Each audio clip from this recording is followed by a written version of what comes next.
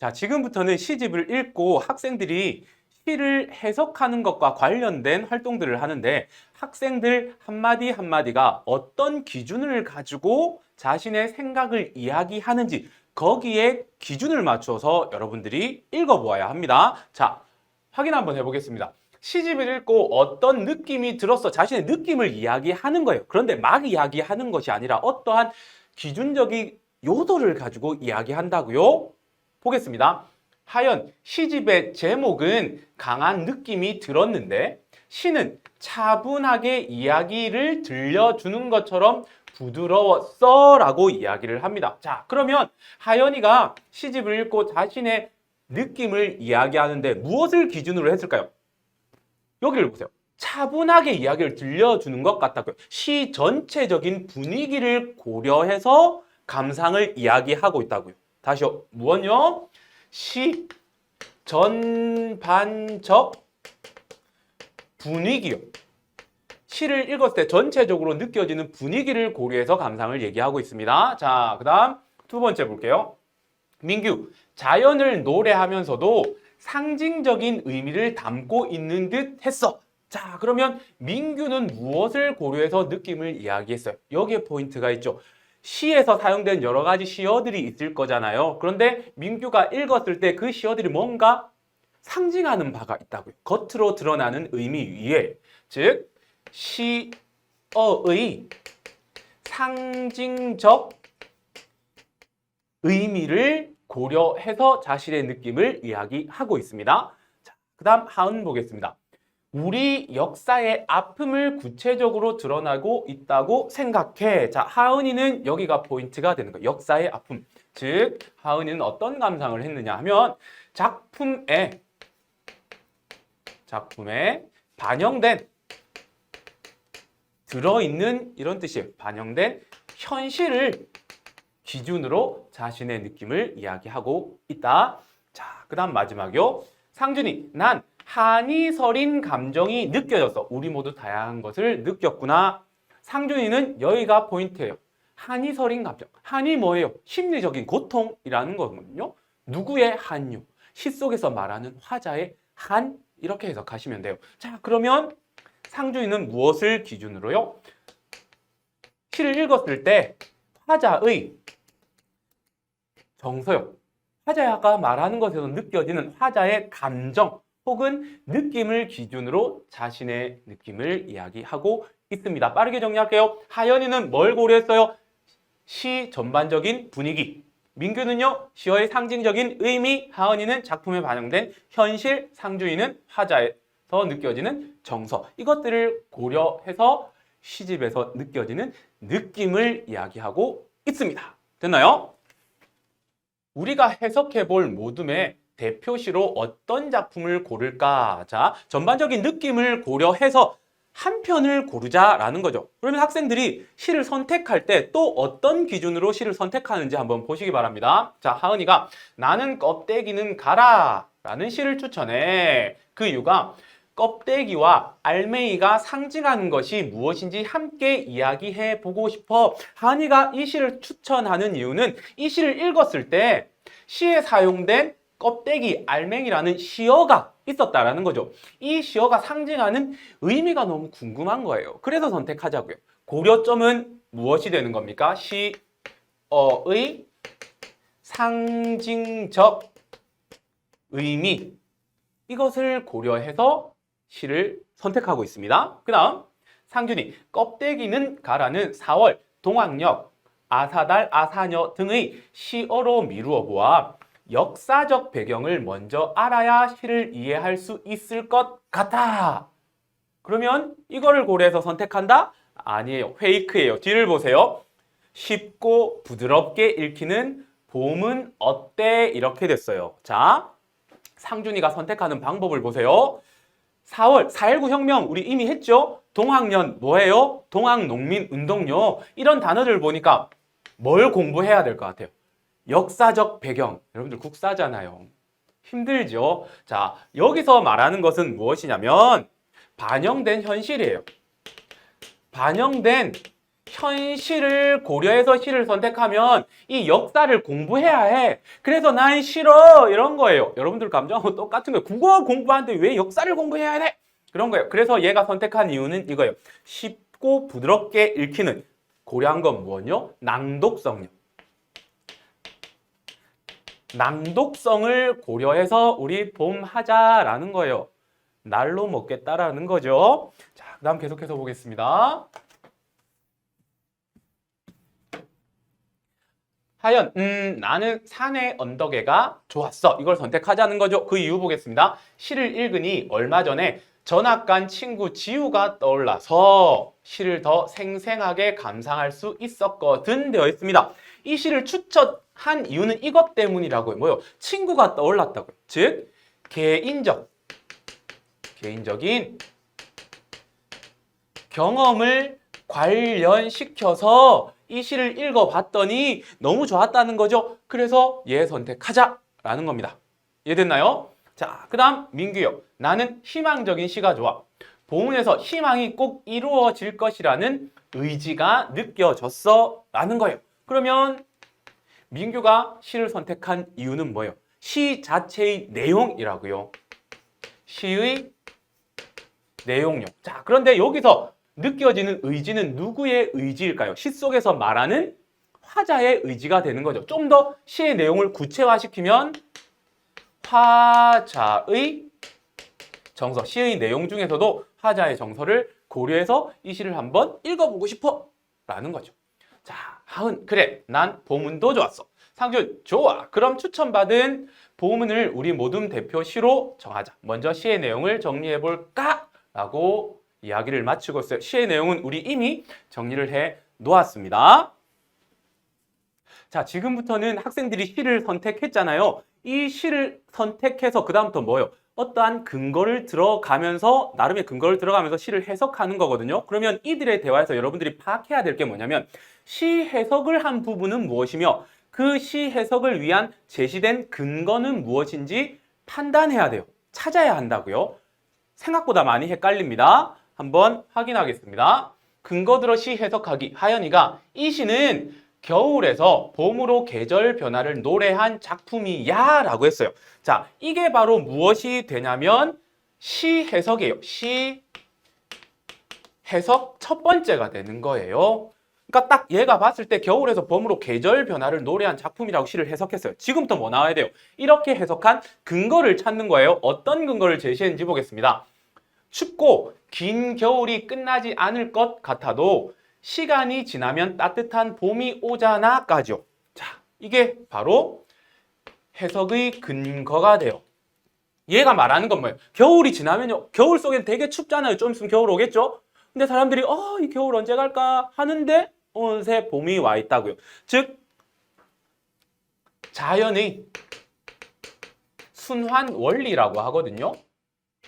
순환 원리를 근거로 든 거예요. 겨울이 지나면 봄이 온다는 자연의 순환 원리를 근거로 들어서 이 해석을 진행했다라는 겁니다. 자, 그 다음 보겠습니다.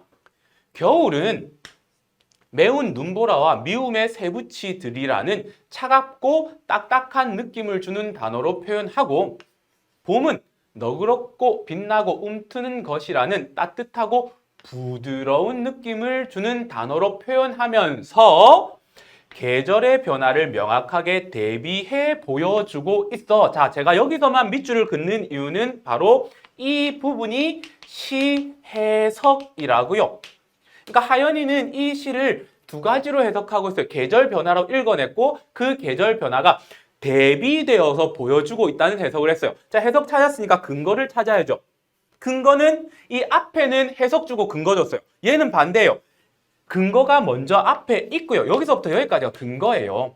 근거를 주고 그 다음에 글을 통해서 해석을 뽑아냈어요. 자, 근거를 그러면 한번 정리를 해 보겠습니다. 자, 겨울이라는 시어가 나왔는데요.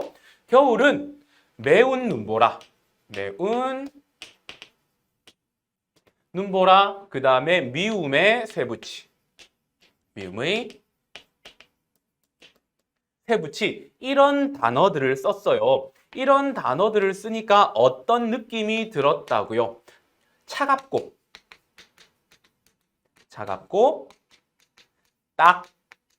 딱딱한 느낌이 들었대요.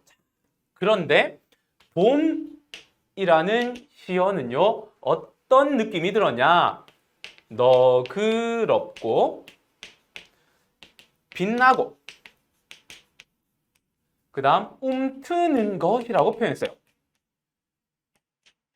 그래서 이 단어들을 보니까 따뜻하고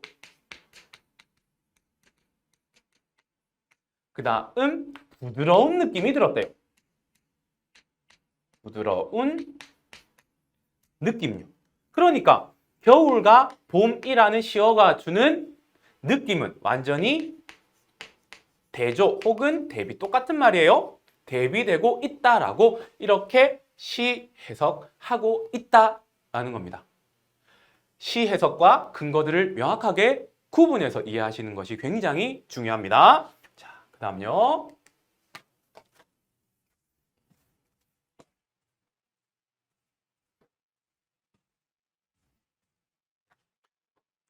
이제 민규입니다. 민규, 이 시의 화자는 시 속에서 말하는 사람은요, 어렵고 힘든 처지에 있지만 희망을 기다리고 있어. 시의 내용을 먼저 가지고 왔어요. 이게 해석일까 근거일까 끝까지 봐야 돼요.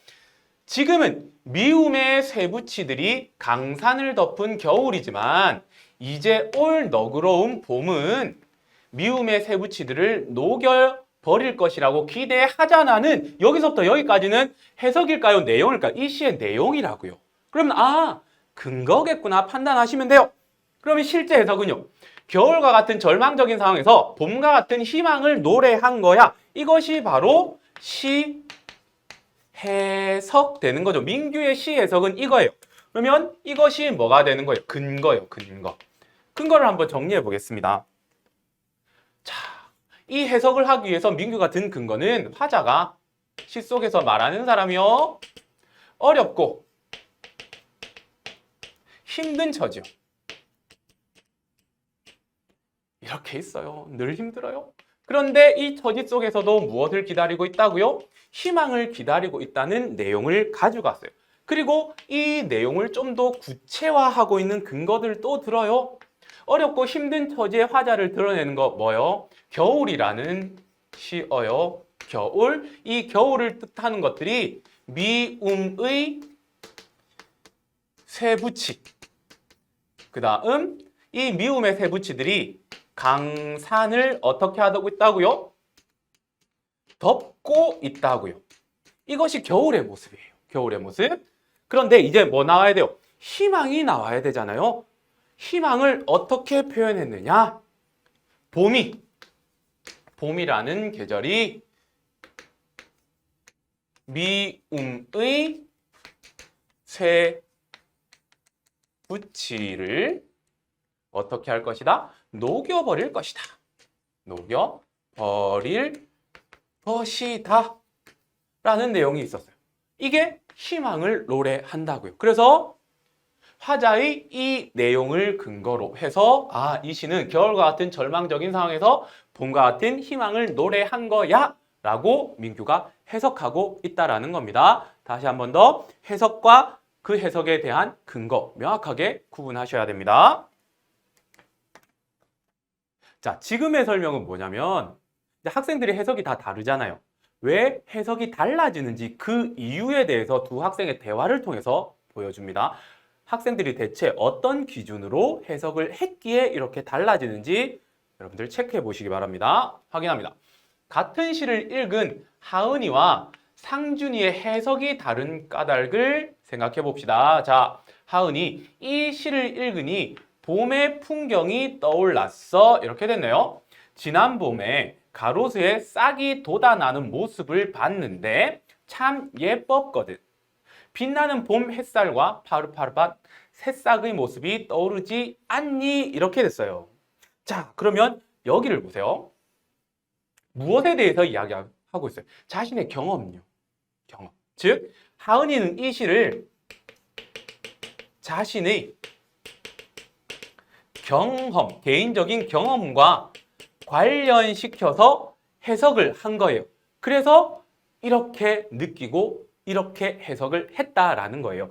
이에 비해서 상준이 보겠습니다. 난 어렸을 때 읽었던 동화가 생각이 났어. 비슷한 것 같죠? 근데 차이가 있어요. 해와 바람이 누가 더 센지 겨루려고 나그네의 외투를 벗기는 시합을 한 이야기 말이야.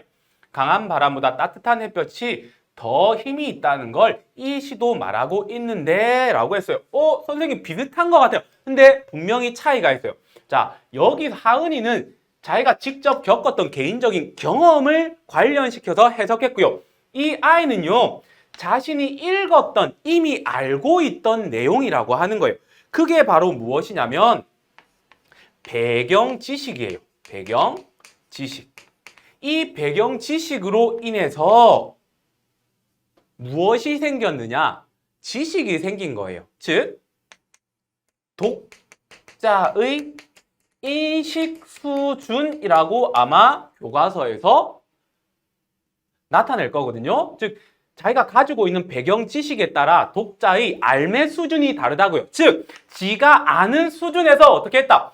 해석했다고요. 지금 중3과 하고 있잖아요. 그렇죠? 그런데 지금 동화 얘기, 유초등 아이들 얘기를 하고 있는 거예요. 그러니까 이게 나쁘다는 게 아니라 여기서 해석 차이가 났던 이유는 자기가 가지고 있던 배경 지식에 의해서 뭐 차이가 있었던 거예요? 독자의 인식 수준의 차이가 있었던 거예요. 그래서 상준이는 자신의 인식 수준에 맞게끔 이렇게 해석을 하다 보니 하은이와 상준이는 각각 해석의 차이가 났다라는 거예요. 해석이 잘 됐다 못했다가 아니라 무엇에 의해서 해석하면 이렇게 차이가 나는지가 중요하다라는 겁니다. 이해되셨습니까? 자, 이제 마지막 단계입니다. 마지막 단계가 뭐냐면 비평문을 바탕으로 시의 의미를 해석하는데 여러분들 비평문이라는 단어가 되게 어색하죠. 비평문이 뭐냐면 이제 시를 읽고 어떠한 전문가들 혹은 독자들이 어떠한 기준을 바탕으로 시를 평가하고 해석한 거예요. 거기에서 드러나는 시의 의미를 한번 보자라는 거죠. 과연 무엇을 기준으로 이 사람은 해석을 했는지요. 확인하겠습니다. 다음 비평문을 바탕으로 하여 이 시의 의미를 알아보자. 상준, 문학 작품은 작가, 현실, 독자, 작품 중에 무엇에 초점을 두는가에 따라 다양하게 해석을 할 수 있대. 보문을 설명한 이 비평문을 함께 읽어보자. 여러분도 읽어보면서 이 네 가지 기준 중에 무엇을 기준으로 해석했는지 알아보시면 됩니다. 확인합니다. 시인이 노래하는 봄이란 곧 통일 또는 통일이 이루어지는 시대를 의미한다. 자, 여기까지만 볼게요. 정리하면서 넘어갈게요. 자, 봄은이에요. 이 봄이 뭘 의미한다고요? 통일 혹은 통일의 시대. 이 시대를 의미한다고요. 자, 그러면 끝났어요. 이 첫 번째 줄에서 이 글을 쓴 사람이 이 시를 비평하는 기준은 뭐가 되는 거예요? 이 시에 반영된 무엇요? 현실력. 현실을 고려해서 이 시를 이해하고 있다. 일단 게임은 끝났어요. 지금부터는 여러분들 현실을 고려해서 이 시를 어떻게 해석했는지요. 제가 해석해드린 그대로일 겁니다. 내용 정리 차원에서 한번 들어보시기 바랍니다. 자, 그 다음요. 봄은 남해에서도요. 북녘에서도 오지 않는다라고 시인은 분명하게 말한다. 남해와 북녘은 모두 한반도를 둘러싼 외부의 힘이다. 여기까지 끊어볼게요. 자, 봄이 통일과 통일이 이루어지는 시대라고 했어요. 자, 그런데 이 통일은 남해 혹은 북녘에서 오지 않는다라고 했어요. 그러면 여기서 남해와 북녘은 대체 어디를 말하는 것이었어요? 외부의 힘이라고요. 외부의 힘. 외부의 힘에 의해서 통일은 이루어지지 않는다. 이렇게 해석하면 되는 거예요. 자, 그 다음 계속합니다. 그러면 봄은 어디에서 오는가? 그것은 제주에서 두만까지 우리가 디딘 아름다운 논밭, 즉 우리 민족이 살고 있는 바로 이 땅에서 이루어지는 것이다. 현실을 가지고 해석했을 때 이렇게 해석이 된다고요. 봄은 통일, 통일 이루어지는 시대를 의미하는데 그 통일은 남의 북녘이 상징하는 외부의 힘에서 오지 않는다. 그러면 어디에서 오는가? 우리 민족. 우리 민족. 혹은 우리 민족이 살고 있는 뭐요? 이 땅. 다른 말로 바꿔볼게요. 한반도에서 온다라는 거예요. 이해되셨나요? 즉, 통일은 우리의 힘에 의해서, 자주적인 힘에 의해서 이루어진다라는 뜻입니다. 계속 갑니다.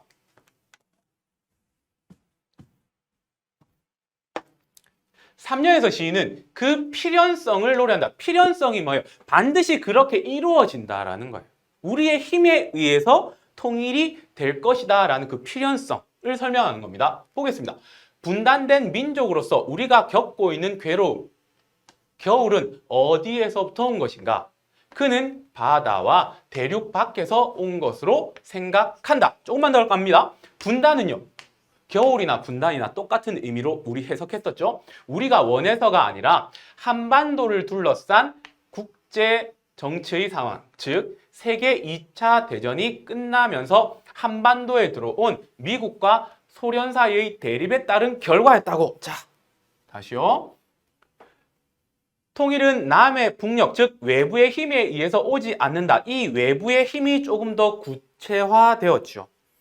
분단은 우리가 분단시켰나요? 아니에요. 그러면 누구요? 미국. 지금은 없어요.